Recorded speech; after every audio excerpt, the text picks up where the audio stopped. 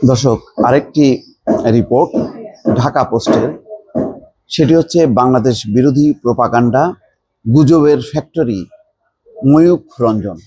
এখন আপনি সোশ্যাল মিডিয়াতে মানে ফেসবুকে পেজে বা যে কোনো আপনি এতে যদি একটু ঘাটাঘাটি করেন, মানে ময়ূখ রঞ্জনকে নিয়ে অসংখ্য ট্রল আছেই।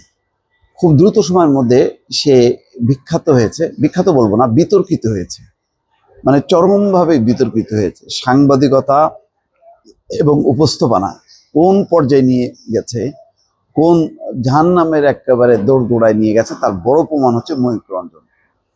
ভয়ঙ্কর রকমের প্রোপাগান্ডা, কি বলছে, মানে অঙ্গ ভঙ্গি, তার দৌড়ানো লাফানো, মানে এইরকম বোধহয় বিশ্বের বিরল।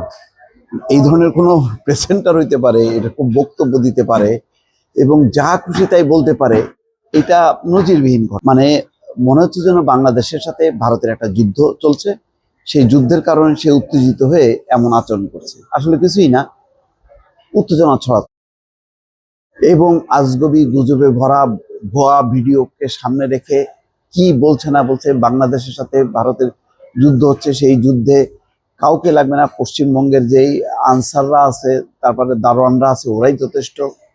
এই সমস্ত নানান রকম কথাবার্তা বলছে, আর কথাবার্তার মধ্যে হচ্ছে ধর্মীয় উন্মাদনা এবং উস্কানি, এবং বলছে কি বাংলাদেশ কি তোর বাপদাদার, বাংলাদেশ হিন্দুদের, এইভাবে কথাবার্তা বলে চরম একটি পরিস্থিতি তৈরি করছে।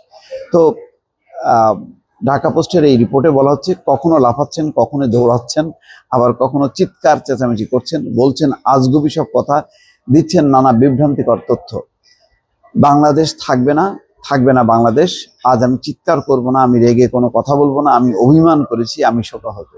এমন অসংখ্য উদ্ভট কথার মাধ্যমে অনবরত বিভ্রান্তকর তথ্য ও গুজবের জন্ম দিয়ে চলেছেন ভারতীয় টেলিভিশন চ্যানেল রিপাবলিক বাংলার সিনিয়র এডিটর ও হেড অফ ইনপুট হিসেবে কর্মরত ময়ূখ রঞ্জন ঘোষ। এই টেলিভিশনের যে কোনো মা বাপ নাই, কোনো কর্তৃপক্ষ নেই, ময়ূখ রঞ্জনের লাফালাফিতেই এটা বোঝা যায় যে এটা হচ্ছে বাপ মা ছাড়া একটা টেলিভিশন। শুধু তিনি নন, গত 5ই আগস্ট ক্ষমতার পট পরিবর্তনের পর থেকে এখন পর্যন্ত ভারতীয় বিভিন্ন গণমাধ্যম এক হয়ে বাংলাদেশের বিরুদ্ধে প্রোপাগান্ডা ছড়িয়ে যাচ্ছে। হ্যাঁ, এটা ঠিক, কেউ খুব শালীন ভাষায়, কেউ পরিকল্পিতভাবে, কিন্তু তার মধ্যে একটা গোছানো ভাব আছে, অন্তত পাগলামি নেই, উদ্ভট কাণ্ড কারখানা নেই, যেটা ময়ূখ রঞ্জনের মধ্যে আছে। অভিযোগ করেছে তারা বাংলাদেশের বিরুদ্ধে যে প্রোপাগান্ডা চালাচ্ছেন সেটি অত্যন্ত সুপরিকল্পিত। বেশ কয়েকটি প্রতিবেদন অনুসারে ভারতীয় কিছু মিডিয়া বাংলাদেশকে জঙ্গি রাষ্ট্র হিসেবে চিত্রিত করার চেষ্টা চলছে বা করছে। বিশেষ করে রিপাবলিক বাংলা এই বিষয়ে অগ্রণী ভূমিকা পালন করছে। চ্যানেলটি অনবরত সামাজিক যোগাযোগ মাধ্যমে গুজব ছড়িয়ে সাম্প্রদায়িক অশান্তি সৃষ্টির পায়তারা করছে। একই সঙ্গে ভারতীয় গণমাধ্যম Hindustan Times, Zee News, Live Mint, India Today, Republic, Aaj Tak, ABP Ananda সহ বেশ কয়েকটি গণমাধ্যমে বাংলাদেশ নিয়ে নেতিবাচক বার্তা ছড়ানো হচ্ছে। এসব চ্যানেলে গত 2.5 মাসের বেশি সময় ধরে বাংলাদেশকে নিয়ে করা বিভিন্ন রিপোর্ট পর্যালোচনা করে দেখা গেছে তারা ঘৃণ্য সাম্প্রদায়িক উত্তেজনা ছড়াতে হিন্দু মুসলিম সম্পর্ক নিয়ে বিভ্রান্তিকর তথ্য ছড়াচ্ছে। এসব গুজব ইউটিউব, ফেসবুক ও অন্যান্য সামাজিক যোগাযোগ মাধ্যমেও ছড়ানো হচ্ছে।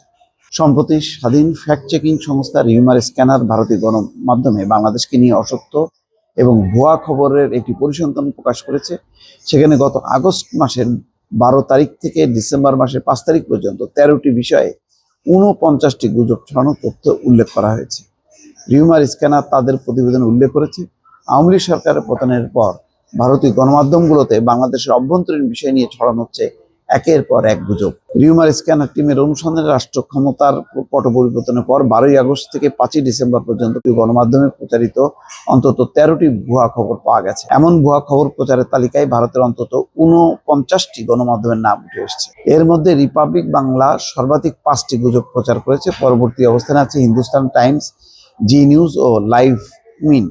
তারা প্রত্যেকে অন্তত 3টি করে গুজব প্রকাশ করে। এছাড়া রিপাবলিক, ইন্ডিয়া টুডে, এপিবি আনন্দ ও আজতক অন্তত 2টি করে গুজব প্রচার করছে। এছাড়া প্রতিদিনই তাদের আছে লাইভ প্রচার এবং কি বলছে কি দেখ, এই সমস্ত অঙ্গভঙ্গি দিয়ে, যেটা হচ্ছে একেবারে পুরোটাই খেলো হয়ে গেছে। এগুলি যে খুব মানে ধারালো হচ্ছে তা না, কিন্তু মানুষের মধ্যে বিভ্রান্তি ছড়ানোর জন্য এগুলি চলছে।